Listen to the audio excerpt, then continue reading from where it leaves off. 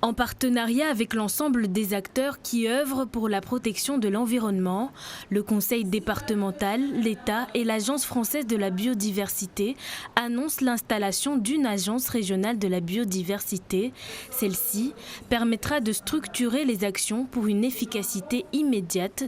L'objectif étant réellement de travailler tous ensemble à ce qu'on ait des résultats tangibles pour stopper cette érosion de la biodiversité ici à Mayotte, mais également surtout pour réconcilier le Mahorais avec la nature.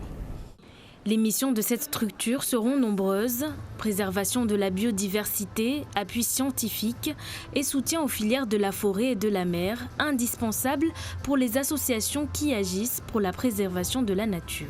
Vous avez 20 hectares de feux de brousse tous les jours. Vous avez aussi des centaines de tonnes de dépôts terrigènes dans le lagon. Il n'y a plus à parler. Maintenant, les gens, il faut qu'on ait des actions et on a des actions concrètes, comme ça a été proposé, qu'on peut avoir des indicateurs de mesure sur cette perte de biodiversité. La mise en place de ce comité est applaudie par les associations, mais elles souhaitent que cette agence se fixe des priorités d'action à Mayotte, comme l'érosion, mais aussi le lagon en danger.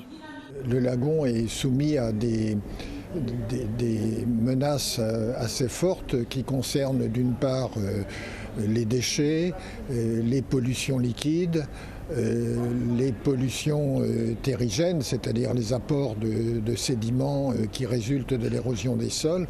Et tout cela va impacter fortement le milieu de la biodiversité du lagon.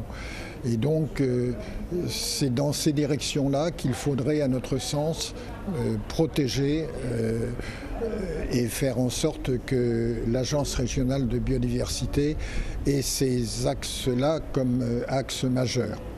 Après l'annonce de l'installation de l'Agence régionale de la biodiversité, 4 arbres locaux adaptés au climat ont été plantés par ces acteurs.